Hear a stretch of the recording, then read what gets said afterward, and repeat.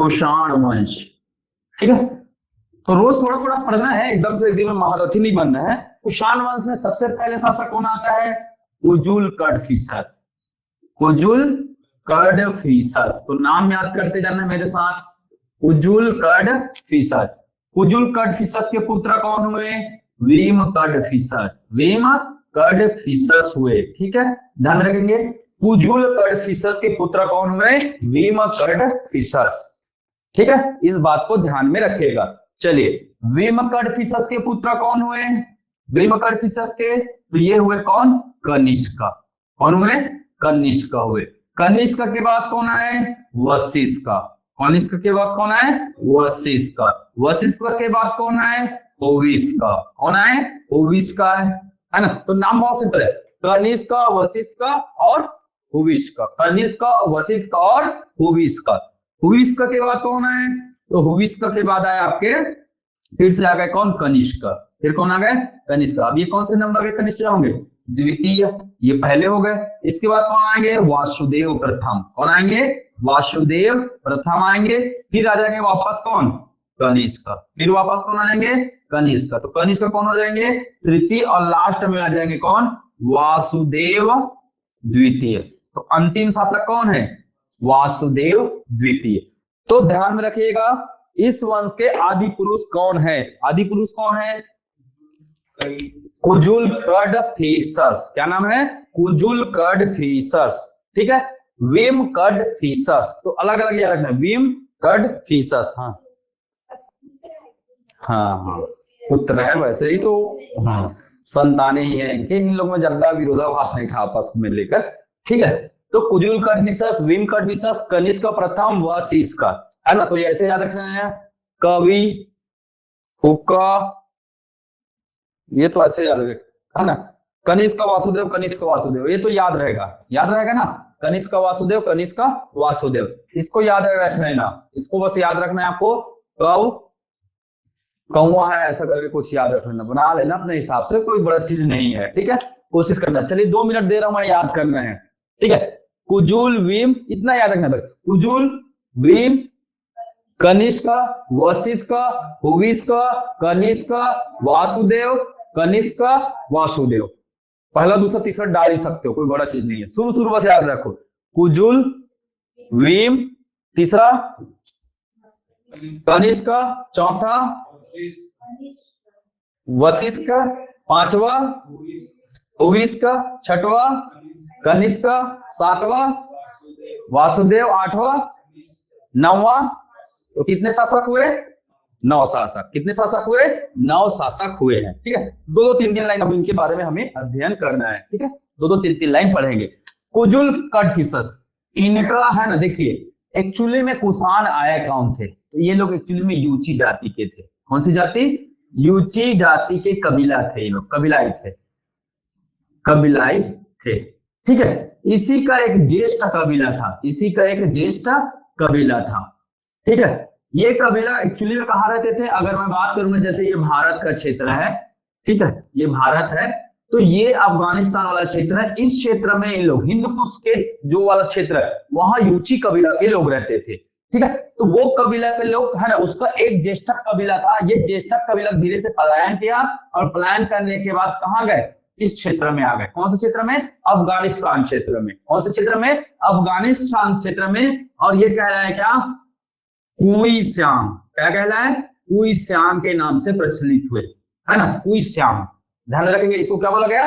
कुइश्यांग बोला गया। ठीक है, तो इसको बिल्कुल ध्यान में रखेंगे। ठीक है, तो कुइश्यांग इनको कहा गया। धीरे धीरे अपभ्रंश में यही क्या कहलाया? कुइश्यांग। बार बार बोलिए, देखिए क्या कहला रहा है? कुइश्यांग, कुइश्यांग, कुइश्यांग। क्या हो गया? कुषाण हो गया। समझ में? तो कुइश्यांग एक किस समुदाय से थे? कुइश्यांग समुदाय के थे। कौन से कबीला के थे? यूची कबीला से संबंधित थे। अब धीरे धीरे इसी का अपभ्रंश में क्या पड़ गया? कुषाण नाम पड़ गया। तो कुषाण के जो आदि पुरुष जिसको कहा जा गया है आदि पुरुष, वो किसको बताया गया है? आदि पुरुष मतलब इस वंश को प्रारंभ करने वाला व्यक्ति कौन है? कुजुल। कौन है? कुजुल है, कुजुल कडफिसस। ठीक है, तो ध्यान में रखिएगा, इन्होंने अपना शासन क्षेत्र कहां बनाया होगा? शासन क्षेत्र कहां था इनका? अफगानिस्तान। कहां था? अफगानिस्तान इनका शासन क्षेत्र था। ठीक है, इनके द्वारा वहां क्या चलाए गए थे, सिक्का भी चलाया गया था। इनके द्वारा वहां क्या चलाया गया था, सिक्का। सिक्का से पता चलता है कि ये बौद्ध मत के थे। ये किस मत के थे, बौद्ध मत का समर्थन करते थे। तो इस बात को बिल्कुल ध्यान में रखना है।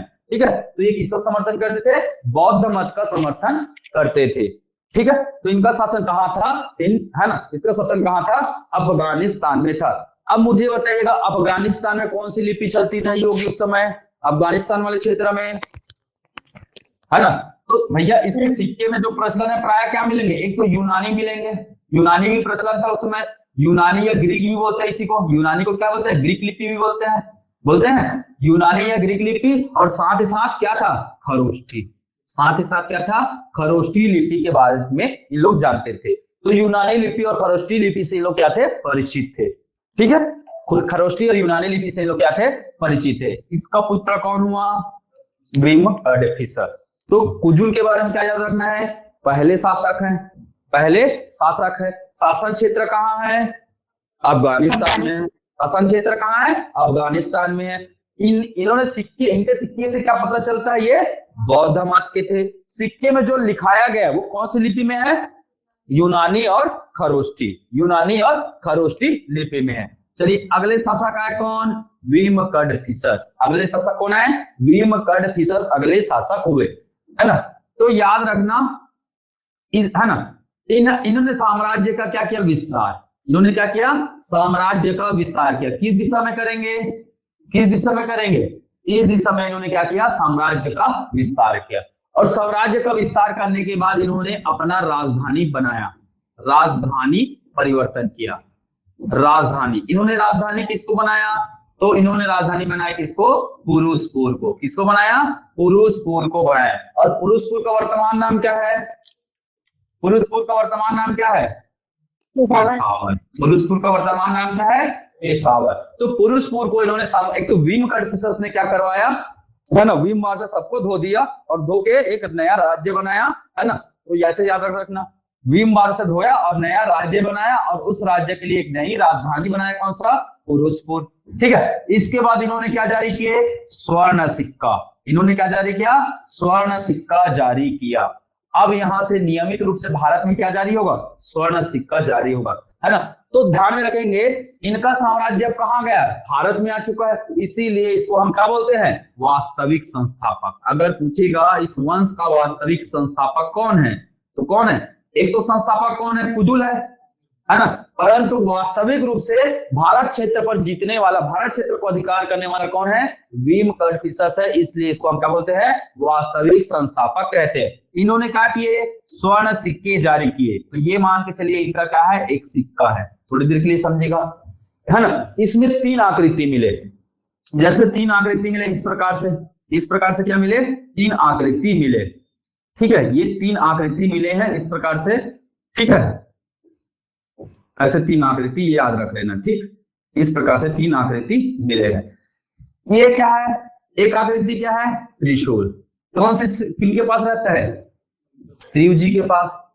त्रिशूल शिव, और उनके पास कौन रहते हैं, नंदी। तो ये 3 आकृति उनके पास से मिले। और इस बात से हमें ये पुष्टि होती है ना, ये पुष्टि होती है कि ये कौन से उपासक रहे होंगे, शैव उपासक रहे होंगे, शैव उपासक रहे होंगे। ये भी किसको जानते थे, इनमें जो भी चीजें लिखी है वो सब कौन सी लिपि में लिखा है, खरोष्ठी और यूनानी। खरोष्ठी व यूनानी लिपि का प्रचलन अभी चला। ब्राह्मी आया है क्या, नहीं आया, ब्राह्मी बाद में आएगा। ब्राह्मी कब आएगा, जब कौन आ जाएगा, कनिष्क आ जाएगा, है ना। साम्राज्य का विस्तार बस इन्हीं क्षेत्रों तक था, ये इन्हीं क्षेत्रों तक था। पाकिस्तान, अफगानिस्तान बस एरिया में था इनका साम्राज्य। ठीक है, अभी ये भारत, जो वर्तमान भारत है ना, उस क्षेत्र तक इनका विस्तार नहीं हुआ था। वो कौन करेंगे, कनिष्क। वो कौन करेंगे, कनिष्क। तो बस याद रखना है, साम्राज्य का विस्तार करके इन्होंने राजधानी बनाया, सोने के सिक्के जारी किए, इसीलिए हम इसको वास्तविक संस्थापक कहते हैं। सोने के सिक्के में क्या क्या है, त्रिशूल, शिव और नंदी। त्रिशूल, शिव और नंदी, इनकी जानकारी मिलती है ना। तो त्रिशूल, शिव और नंदी, तो इससे क्या पता चल रहा है हमें, किस भगवान को मान रहे हैं, शैव उपासक है। किस भगवान को मान रहे हैं, शैव उपासक है। ठीक है, इसे बिल्कुल ध्यान में रखिएगा। क्लियर। बस इनके बारे में इतना ही पढ़ना है, एक एक दो दो लाइन पढ़ना है, एक एक दो दो क्वेश्चन यहां से बनते हैं, ठीक है। चलिए आगे देखते हैं। अगला कौन, सबसे महान शासक कौन है इस वंश के, सबसे शक्तिशाली शासक कौन है इस वंश के, तो कौन है वो, कनिष्क। ये क्या है, सबसे शक्तिशाली या महान शासक है, शक्तिशाली व महान शासक, कौन से वंश के, कुषाण वंश के, कौन से वंश के, कुषाण वंश के सबसे शक्तिशाली और महान शासक है, इसको बिल्कुल ध्यान में रखेंगे, ठीक है। हाँ सर, हेलो, हाँ ठीक है, तो ध्यान में रखेंगे। अब कैसे पता चला, तो एक एक करके इसके बारे में देखते हैं।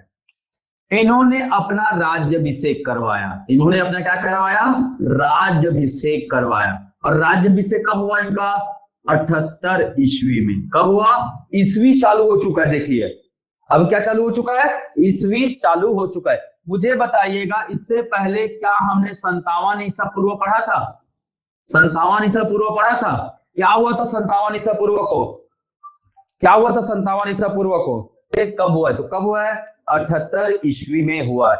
आप लोगों ने सुना होगा, है ना, विक्रम संवत सुने हैं, कब जारी किया गया विक्रम संवत, विक्रम संवत कब है, 57 ईसा पूर्व में क्या है आपका, विक्रम संवत, विक्रम संवत आया है। आपको पूछेगा शक संवत कब आया है, तो कब आया है, शक संवत, है ना। भारत सरकार कौन से संवत को मानती है, शक संवत, भारत सरकार का संवत कौन सा है, शक संवत है, तो ध्यान में रखिएगा, शक संवत को मानती है, ठीक है। तो कनिष्क ने अपने राज्याभिषेक के दौरान 78 ईस्वी में क्या जारी किया, इन्होंने शक संवत जारी किया। अब मैं अगर आपको पूछूंगा शक संवत और विक्रम संवत के बीच कितना अंतर है, तो मुझे बता सकते हैं आप लोग, शक संवत और विक्रम संवत के मध्य कितना अंतर है, ऐसा भी प्रश्न आया है।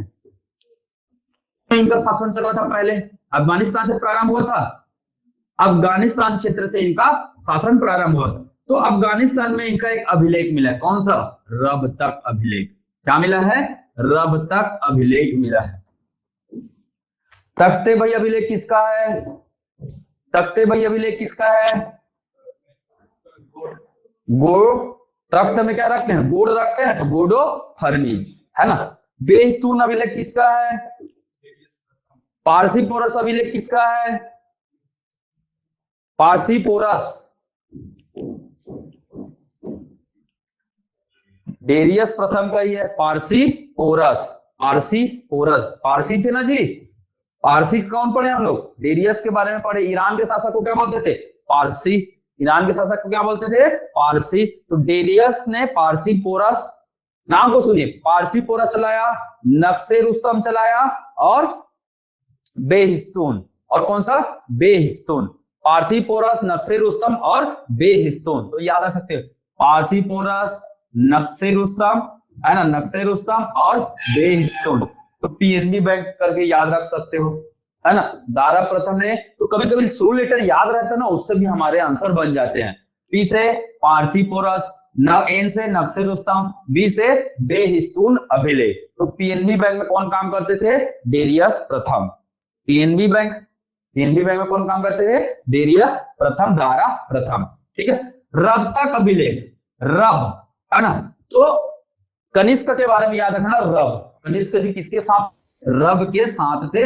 इसमें, है ना, भारत के 5 शहर का वर्णन मिला है, भारत के 4 शहर का वर्णन मिला है, 4 शहर का क्या मिला है, इसमें वर्णन मिला है, ठीक है। तो इसी से ये पता चलता है कि इनका शासन कहाँ है, भारत में। भारत के 4 शहर का वर्णन मिलता है, क्या नाम है, एक ट्रिक बता देता हूं मैं, साकेत, साकेत को तो जान रहे हो आप लोग, ऑफलाइन वाले तो जान रहे हैं, साकेत 5 कोस चलता है, प्रतिदिन कितना चलता है वो, 5 कोस चलता है, ये है ट्रिक। साकेत प्रतिदिन कितना चलता है, 5 कोस चलता है। तो साकेत के नाम से एक नगर है साकेत नगर, साकेत नगर का वर्णन है, एक नगर का नाम क्या है, साकेत नगर। पास से क्या है, पाटलिपुत्र, पास से क्या है, पाटलिपुत्र का वर्णन मिलता है। च से क्या है, चंपा का वर्णन मिलता है, च से क्या है, चंपा का वर्णन मिलता है। और कोस से क्या याद रखेंगे, कोस से क्या याद रखेंगे, कौशाम्बी, कौशाम्बी, कौशल मत कर देना, कौशाम्बी है ये। तो याद रखना, साकेत रोज कितना चलता है, 5 कोस चलता है। साकेत से साकेत नामक शहर का वर्णन है ना। 5 से याद रखना पाटलिपुत्र और चंपा का वर्णन है ना। और कोस से कौशाम्बी का वर्णन है। ठीक है, तो इन 4 शहर का वर्णन है, मतलब वर्णन है इसका। ये मतलब क्या है, इन पर किसने अधिकार किया था, किसने अधिकार किया था जी, किसने अधिकार किया था, कनिष्क ने। किसने अधिकार कर लिया था, कनिष्क ने अधिकार कर लिया था। तो है ना, अखिल भारतीय स्तर पर, अखिल भारतीय स्तर पर शासन पर सर्वप्रथम किसने शासन चलाया, सर्वप्रथम शासन। तो ये सर्वप्रथम किसने चलाया है, कनिष्क ने चलाया। अखिल भारतीय स्तर पर, पूरा दक्षिण भारत के भी नाम मिलेंगे इसमें, है ना। दक्षिण भारत पर भी इन्होंने साम्राज्य पर अधिकार किया हुआ था। तो पूरा अफगानिस्तान से लेकर दक्षिण भारत तक इन्होंने पूरे साम्राज्य को विजय प्राप्त कर लिया था। इसलिए अखिल भारतीय स्तर पर इन्होंने साम्राज्य का स्थापना किया था। साथ ही साथ इन्होंने क्या किया था, आसपास के जो एरिया है ना, अंतरराष्ट्रीय साम्राज्य के रूप में इन्होंने बताया।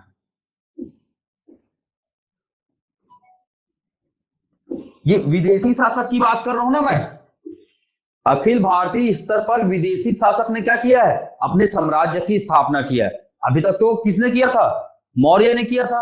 पर मौर्य कहाँ के थे, यहीं के थे। ये कहां से आया है, बाहर से आया है। विदेशी शासक पढ़ रहे हैं हम लोग। तो कनिष्क ने अखिल भारतीय स्तर पर और साथ ही साथ अंतरराष्ट्रीय साम्राज्य का भी क्या किया था, विस्तार किया था। अंतरराष्ट्रीय साम्राज्य का भी इन्होंने क्या किया था, विस्तार किया था। ठीक है, ध्यान रखिएगा, एक रूट है, सिल्क रूट बोलते हैं। सिल्क रूट या रेशम रूट कहते हैं इसको, रेशम रूट। सिल्क रूट या रेशम रूट पर इन्होंने पूरा अधिकार करके रखा था, जो कि कहां से कहां जाता है, चीन से कहां तक, रोम।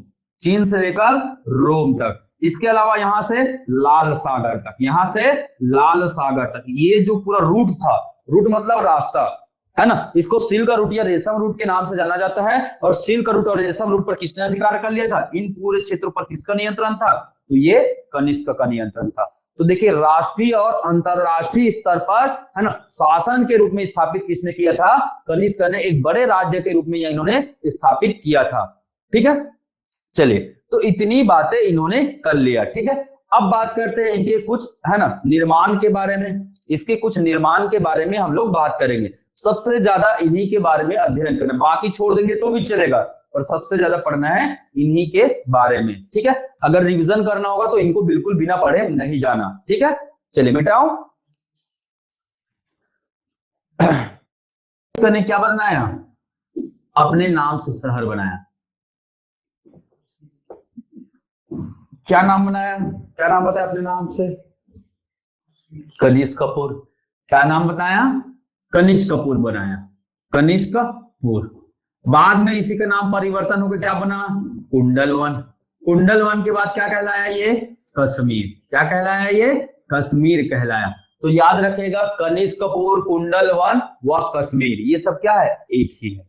तो कनिष्कपुर नाम से इन्होंने क्या बनाया, अपने नाम से एक शहर बनाया, और उसी का वर्तमान नाम क्या है, कश्मीर। श्रीनगर किसने बसाया था, श्रीनगर अशोक, अशोक ने, बिल्कुल सही। श्रीनगर किसने बनाया था, अशोक ने बनाया था, बताया था मैं। ठीक है, तो थोड़ा थोड़ा चीजों को पढ़ते हुए आगे बढ़ना है। ठीक है, अब आपको यही याद रखना है, कुंडलवन में ही, कुंडलवन में क्या हुआ था जी, चतुर्थ बौद्ध संगीति का आयोजन। क्या हुआ था, चतुर्थ बौद्ध संगीति का आयोजन हुआ था। हुआ था, हुआ था कि नहीं हुआ था। अब इसके बारे में पूरा डिटेल याद रखना है ना। तो चतुर्थ बौद्ध संगीति का आयोजन कहां हुआ था, कुंडलवन में हुआ था। किनके शासनकाल में हुआ था, कनिष्क के शासनकाल में हुआ था। तो देखिए, 78 ईस्वी तो इन्होंने राज्य स्थापित किया, उसके बाद नगर बताया। तो ये प्रथम शताब्दी में हुआ है। ये कब हुआ है, प्रथम शताब्दी में ये, है ना, संगीति हुआ है। ठीक है, अब बोले भैया किसने कहा कि संगीति करवाओ, तो इनके दरबार में बहुत सारे विद्वान थे। ध्यान रखिएगा, दरबारी विद्वान, दरबारी विद्वान। तो इनके दरबार में क्या थे, बहुत सारे विद्वान लोग थे। जैसे एक का नाम मिलेगा क्या आपको, एक का नाम मिलेगा अश्वघोष, अश्वघोष थे। ठीक है, अश्वघोष। एक नाम मिलेगा आपको क्या, एक नाम मिलेगा आपको चरक। चरक का नाम सुने हो, इनके दरबार में थे। है ना। नागार्जुन का नाम सुने हो, नागार्जुन, ये इनके दरबार में थे।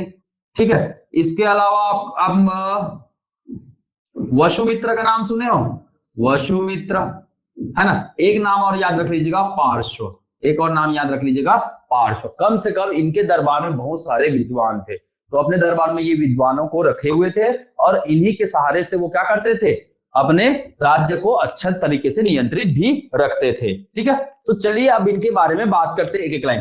पार्श्व जी ने इनको क्या कहा, पार्श्व जी ने कहा कि आप क्या करवाइए, चतुर्थ बौद्ध संगीति करवाइए। तो कभी कभी यही प्रश्न पूछता है ना, चतुर्थ बौद्ध संगीति कराने का, है ना, कराने के लिए, है ना, किसने कहा था, तो किसने कहा था, किसने कहा था, पार्श्व, सलाह दिया था इन्होंने, सलाह, इन्हीं के सलाह पर इन्होंने क्या करवाया था, कनिष्क ने चतुर्थ बौद्ध संगीति का आयोजन कराया था। हम सभी को पता है वसुमित्र कौन थे, वसुमित्र कौन थे, इसके अध्यक्ष थे, किसके, जो चौथा बौद्ध संगीति हुआ उसके अध्यक्ष कौन थे, वसुमित्र थे, है ना, वसुमित्र। और मैंने ये भी बताया था आपको, वसुमित्र ने, है ना, साहित्य भी लिखा था, वसुमित्र के द्वारा क्या लिखा गया था, साहित्य भी लिखा गया था। कौन सा साहित्य लिखा था, याद है कुछ, साहित्य का नाम याद है, महाविभास, साहित्य का नाम क्या है, महाविभास, याद रखेगा,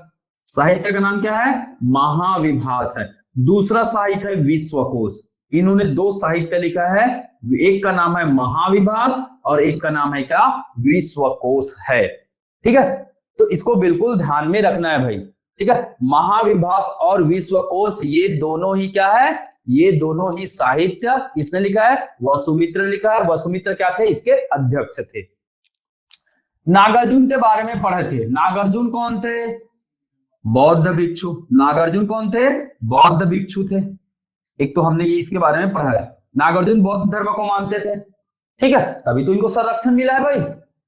ठीक है, ध्यान में रखेंगे। इन्होंने, है ना, शून्यवाद के प्रवर्तक कौन माने जाते हैं, नागार्जुन, शून्यवाद के प्रवर्तक नागार्जुन माने जाते हैं, प्रवर्तक हैं ये। साथ ही साथ याद रखेंगे, माध्यमिक सूत्र किसने लिखा है, माध्यमिक सूत्र के रचनाकार, तो माध्यमिक सूत्र की रचना किसने किया है, तो ये आपके नागार्जुन जी ने किया हुआ माध्यमिक सूत्र, है ना। तो इस बात को ध्यान में रखेंगे। ठीक है, तो नागार्जुन के बारे में तीन बातें याद रखना है, किसके समय में थे, किनके दरबार में थे, ये कनिष्क के दरबार में थे, है ना। ये इसके प्रवर्तक माने जाते हैं, शून्यवाद के प्रवर्तक माने जाते हैं, है ना। इन्होंने कौन से साहित्य लिखा था, माध्यमिक साहित्य की रचना इन्होंने किया हुआ था। तो बहुत सिंपल है, कोई बड़ा चीज नहीं है। ठीक है, इनके बारे में हो गया। चरक कौन है, तो चरक कौन है, दरबारी कौन है जी, चरक, दरबारी चिकित्सक थे चरक। चरक ने चरक संहिता लिखा है, चरक ने क्या लिखा है, चरक संहिता, याद रखिएगा। और चरक संहिता में किसका वर्णन है, शल्य चिकित्सा, शल्य चिकित्सा का वर्णन मिलता है। शल्य चिकित्सा समझते हो किसको बोलते हैं, तो चरक इनके दरबारी चिकित्सक थे, है ना। इन्होंने अपने नाम से क्या बनाया है, एक संहिता बनाया, नियम विधि बनाया है, चरक संहिता। इसमें इन्होंने शल्य चिकित्सा के बारे में वर्णन किया है। शल्य मतलब सर्जरी, शल्य मतलब सर्जरी, तो सर्जरी के बारे में चरक संहिता ने अपनी किताब में लिखा हुआ है। ठीक है, अगला कौन है, अश्वघोष, अगला कौन है, अश्वघोष है। चलिए अश्वघोष के बारे में क्या ध्यान में रखना है आपको, अश्वघोष के बारे में क्या जानकारी रखना है, क्या क्या जानते हैं अश्वघोष के बारे में। ठीक है, अश्वघोष के बारे में देखिए, ध्यान में रखेगा, ये कहां रहते थे, पाटलिपुत्र में, कहां रहते थे, पाटलिपुत्र में रहते थे। दूसरी बात है, ये क्या थे, उपाध्यक्ष थे, क्या थे, उपाध्यक्ष थे। किसके उपाध्यक्ष थे, किसके उपाध्यक्ष थे, चतुर्थ संगीति के, इतना लिखने समझ जाएंगे। तो ये चतुर्थ संगीति के क्या थे, उपाध्यक्ष थे, इसको ध्यान में रखिएगा। ठीक है, साथ ही साथ ये ध्यान में रखिएगा, इन्होंने कौन कौन सा साहित्य लिखा है, इनकी कौन कौन सी साहित्य है, इनकी कौन कौन सी साहित्य है। तो एक साहित्य का नाम क्या है, बुद्ध चरित, ये मैं पहले बता चुका हूं। बुद्ध चरित किनकी साहित्य है, तो किनकी साहित्य है, अश्वघोष की साहित्य। बुद्ध चरित किनकी साहित्य है, तो ये अश्वघोष की साहित्य है। ठीक है, दूसरी बात ध्यान में रखेंगे, इन्होंने एक और साहित्य लिखा था, याद कीजिए, मैं सारिपुत्र के बारे में बताया था, सारिपुत्र, सारीपुत्र प्रकरण इन्होंने ही लिखा है। मतलब सारीपुत्र कहाँ है? सारीपुत्र के अवशेष कहाँ है? सारीपुत्र और मोगदलायन के शारीरिक अवशेष, उसके स्तूप कहाँ है? सांची में है। कहाँ है? सांची में है। तो इस बात को बिल्कुल ध्यान में रखिएगा, है ना। तो सारीपुत्र है ना, सारीपुत्र के अवशेष कहाँ है? सांची में है। सांची स्तूप यही लिख लो, याद रहता है ये सब चीजें ऐसे लिखने से। मैं पहले भी बता चुका हूं, पर यहां लिख लोगे तो काफी खत्म नहीं हो जाएगा, ठीक है। तो नोट करते हुए चलना है सभी चीजों को। एक इन्होंने लिखा था, इसका प्रिय महात्मा बुद्ध के प्रिय शिष्य का नाम क्या था? आनंद था। तो उसके ऊपर भी इन्होंने लिखा था सौंदर्यानंद। क्या नाम से लिखा था? सौंदर्यानंद। तो सौंदर्य धन आनंद, तो याद रखिएगा सौंदर्य धन आनंद। तो सारीपुत्र एक कौन थे? बौद्ध भिक्षु थे, बोधिसत्व थे, तो उनके बारे में लिखा है इन्होंने, है ना। दूसरा सौर्यानंद के बारे में लिखा है, और महात्मा बुद्ध के बारे में भी लिखा है। आनंद के बारे में लिखा है, तो सौंदर्यानंद से आप लोग जान जाओगे ना एग्जाम में, कोई बड़ा चीज नहीं है। तो आनंद बोलेगा तो समझ जाना आप लोग, ठीक है। सारीपुत्र इनके बारे में लिखा है, और बुद्ध के बारे में भी लिखा है, बुद्ध के चरित्र ऐसा करके, ठीक है। तो ये इनके साहित्य के बारे में। तो देखिए मैं यहाँ बहुत सारा साहित्य बता दिया, चरक संहिता, महाविभास, विश्वकोश, माध्यमिका, है ना। और यहाँ 3 साहित्य के नाम और है आपके, यहाँ 3 साहित्य के नाम और है। तो पार्श्व ने सलाह दिया था, भैया आप एक काम कीजिए, आप बौद्ध धर्म को मानते हैं तो क्या कराइए? बौद्ध संगीति कराइए, है ना। पार्श्व के बारे में लिख सकते हैं, है ना। पार्श्व के कहने पर चतुर्थ बौद्ध संगीति का आयोजन कराया गया। पार्श्व के कहने पर चतुर्थ बौद्ध संगीति का आयोजन कराया गया। हमें 3 नगर के बारे में पढ़ना है। एक कश्मीर के बारे में पढ़ लिया। दूसरा पढ़ना है आपका कौन सा? दूसरा पढ़ना है पुरुषपुर क्या थी इनकी? राजधानी। क्या थी इनकी? राजधानी। इसी पुरुषपुर में इन्होंने 13 मंजिला क्या बनाया था? संघाराम। 13 मंजिला क्या बनाया था? संघाराम बनाया था। और संघाराम कहने का मतलब है क्या है? जहां बौद्ध धर्म का संघ रहता है। संघाराम कहने का मतलब क्या है? बौद्ध संघ के है ना, बौद्ध संघ जहां विद्वान लोग ठहरते हैं, वहां उनका वाचन होता है, प्रवचन होता है, ज्ञान प्रचार प्रसार होता है। तो ये सभी चीजें यहाँ देखने को मिलेगा। तो कौन सा मंजिला? 13 मंजिला संघाराम की स्थापना, है ना, कनिष्क ने कहाँ करवाया था? तो पुरुषपुर पेशावर में करवाया था। पुरुषपुर का दूसरा नाम क्या है? पेशावर है, ठीक है ना। इन्होंने अपनी दूसरी राजधानी भी बनाया। किसको बनाया दूसरी राजधानी? बहुत इंपॉर्टेंट है, एग्जाम में पूछा जाता है। किसको बनाया? मथुरा को बनाया, ठीक है। दूसरी राजधानी किसको बनाया? मथुरा को बनाया। अब मथुरा के बारे में क्या जानना है आपको, ये समझेगा। मथुरा में इन्होंने अनेक देवी देवताओं की प्रतिमा स्थापित करवाया।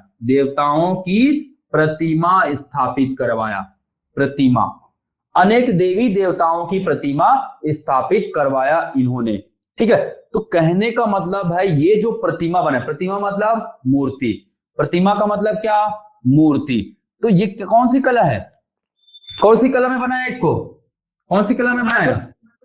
मथुरा कला में। तो प्रश्न पूछा जाता है ना, मूर्ति कला की शैली है। मथुरा कला क्या है? मूर्ति कला की शैली है ये। मूर्ति कला की 2 शैली बता चुका हूं मैं। एक कौन सा? कल ही बताया था मैं। मूर्ति कला की एक शैली गंधार शैली। मूर्ति कला की एक शैली का नाम क्या है? गंधार शैली। दूसरी शैली का नाम क्या है? मथुरा शैली। दूसरी शैली का नाम क्या है? मथुरा शैली। तो ध्यान में रखेंगे, मथुरा कला का विकास किसके शासन काल में हुआ है? तो किसके शासन काल में हुआ है? कनिष्क के शासन काल में हुआ है ना। मथुरा को किसने देवकुल के रूप में स्थापित किया? देवकुल के रूप में स्थापित किया। देवकुल मतलब क्या? देवताओं का कुल, देवी देवताओं का कुल। तो देवी देवताओं का प्रतिमा बनाया इन्होंने, है ना। कौन सी शैली में बनाया? मथुरा शैली में बनाया। और देवकुल के रूप में इसे क्या करवाया इन्होंने? स्थापित करवाया। साथ ही साथ स्वयं की भी प्रतिमा बनाया। स्वयं व अपने पिता, क्या नाम है इनके पिता का? स्वयं व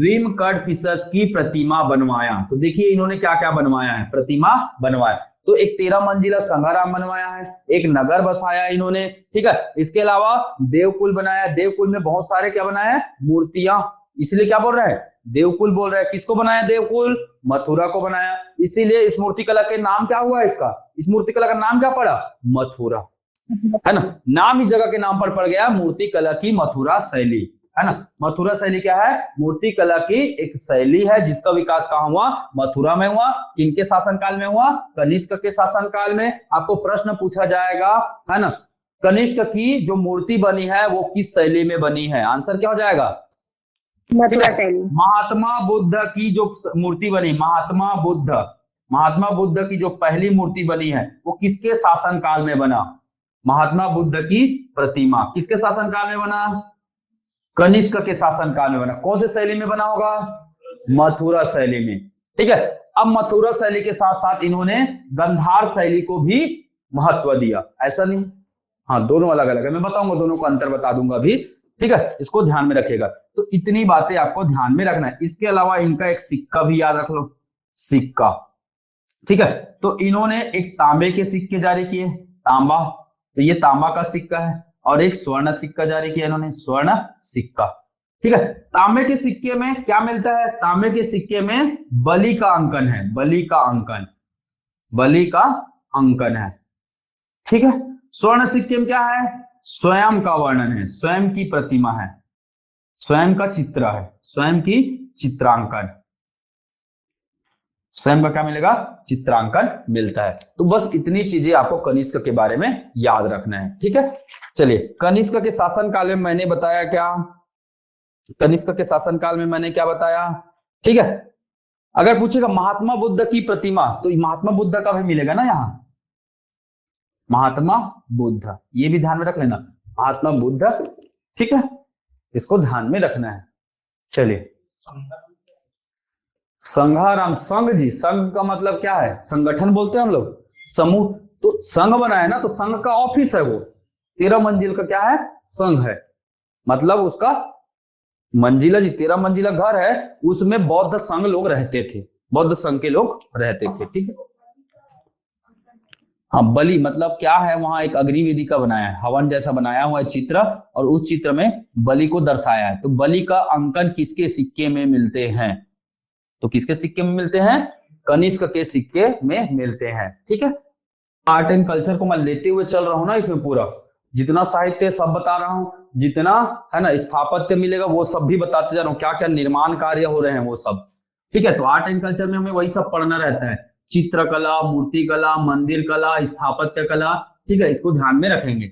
तो मूर्ति कला की शैली, एक है कौन सा, गंधार शैली, एक है कौन सा, गंधार शैली, और एक है कौन सा, मथुरा शैली, मथुरा शैली, ठीक है। और दोनों शैली का विकास किसके शासनकाल में हुआ है, कनिष्क के शासनकाल में। भारत में दोनों शैली का जो विकास हुआ है वो कनिष्क के शासनकाल में हुआ है, ठीक है। गंधार शैली को बोलते हैं क्या, हिंद यवन शैली, हिंद यवन, क्योंकि प्रभाव किसका है इसमें, ये जो शैली है यवनों का प्रभाव है इसमें, इसलिए हिंद यवन या इंडो ग्रीक, या फिर इसी को क्या बोलते हैं, इंडो ग्रीक, या फिर इसी को क्या बोलते हैं, इंडो बैक्ट्रियन, इंडो बैक्ट्रियन शैली भी कहते हैं, और क्या बोलते हैं, इंडो बैक्ट्रियन शैली कहते हैं, है ना। और इसी को एक और नाम से जाना जाता है, हेलेनिस्टिक, हेलेनिस्टिक शैली भी कहते हैं, हेलेनिस्टिक शैली, हेलेनिस्टिक शैली। तो याद रखिएगा इसके बहुत सारे नाम हैं, गंधार शैली को हिंद यवन शैली, इंडो ग्रीक शैली, इंडो बैक्ट्रियन शैली, हेलेनिस्टिक शैली के नाम से भी जाना जाता है। तो इतने सारे नाम मिलेंगे किसके, गंधार शैली के, ठीक है। चलिए आगे बात करते हैं इसके बारे में, ठीक है, इसके बारे में और आगे बात करते हैं। क्या है दोनों, इस शैली में जो मूर्ति बनती है ना वो काले स्लेटी, काले भूरे स्लेटी, काले भूरे स्लेटी पत्थर से, काले स्लेटी, बस लिखिए स्लेटी का मतलब भी भूरा हो जाता है, काले स्लेटी पत्थर से बनाया जाता है। इसमें जो मूर्ति बनेगी, मूर्ति निर्माण होगा वो काले स्लेटी पत्थर से होगा, ठीक है। इसमें जो मूर्ति बनेगा वो किसका बनेगा, लाल बलुआ पत्थर, किसका बनेगा, लाल बलुआ पत्थर का बनता है। तो ध्यान में रखेगा, लाल बलुआ पत्थर, ध्यान में रखेगा, ठीक है। प्रायः गंधार शैली में, है ना। और मथुरा शैली की अगर बात करेंगे, यहां जो मूर्तियां बनते थे, यहां जो मूर्तियां बनते थे वो किसके बनते थे, किस भगवान के बनते थे इस समय, महात्मा बुद्ध के। महात्मा बुद्ध व बोधिसत्व की मूर्तियां बनाई जाती थी। बोधिसत्व की जो मूर्तियां मिलेगी, मूर्तियां, वो सब कौन सी शैली में मिलेंगे, कौन सी शैली में मिलेंगे, गंधार शैली में, है ना। तो महात्मा बुद्ध और बोधिसत्व की जो मूर्तियां बोलेंगे वो गंधार शैली में मिलेंगे, ठीक है।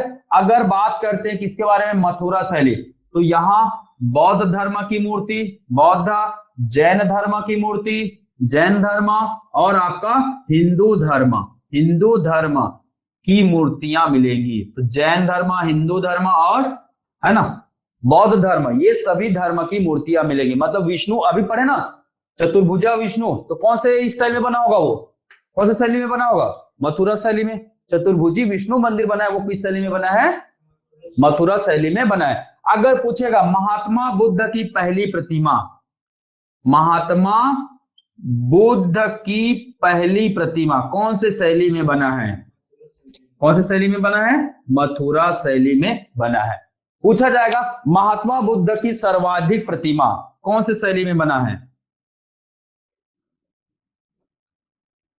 सर्वाधिक महात्मा बुद्ध की प्रतिमा, बुद्ध की प्रतिमा वो किस शैली में बना है, गंधार शैली में बना है, ध्यान में रखिएगा, ठीक है। अब इसमें बहुत सारे चीज होते हैं, अंतर होते हैं, है ना। जैसे देखे होंगे आप लोग, कभी कभी जैसे भगवान वगैरह बनाते हैं तो सर के पीछे में क्या लगा रहता है, ऐसे चक्र टाइप का बना रहता है, वो है, उसको बोलते हैं आभा मंडल। जहां आभा मंडल मिला, इसका मतलब वो कौन सा शैली, आभा मंडल। आभा मंडल समझते हो ना, चक्र जैसा मिला, है ना, चक्र मिला, दाढ़ी मिला, मूंछ मिला, मतलब जो दिखता है ना एक्चुअल में, जो वास्तविक दिखता है, वो अगर आकृति मिलेगा तो वो सब यहाँ एक्स्ट्रा में जोड़े हैं इन लोग, आभा मंडल। आभा मंडल पीछे में ऐसा गोल वगैरह कुछ, है ना, स्टाइलिश बना देते हैं, तो आभा मंडल, है ना। यथार्थवादी चित्र मिलता है इसमें, यथार्थवादी, यथार्थवादी मतलब, यथार्थ मतलब क्या, सत्य, जो सही है। जैसे दाढ़ी मूंछ एग्जांपल में, दाढ़ी मूंछ के रहता था तो दाढ़ी मूंछ भी बना देते थे इन लोग, ठीक है, दाढ़ी मूंछ के चित्र अंकित होते थे। यहाँ वैसे नहीं मिलते थे, यहाँ आभा मंडल होता था क्या, नहीं होता था, ध्यान में रखेंगे। यहाँ उसको मतलब जैसे एकदम योग मुद्रा वाले चित्र बनते हैं ना भगवान वगैरह के, वो सब है, वो सब जो जितने भी चित्र मिलेंगे, सॉरी प्रतिमा मिलेंगे, वो सब क्या है, मथुरा शैली में। वो सब किसमें है, मथुरा शैली में है। एकदम मस्त सुंदर सुंदर कपड़े, डिजाइनर कपड़े, तो वो सब किसके हैं, मथुरा के हैं, ठीक है, इसको ध्यान में रखेंगे, ठीक। तो ये आपका गंधार शैली और मथुरा शैली यहाँ खत्म होता है, और इसी के साथ ये चैप्टर भी खत्म हो जाता है, ठीक है।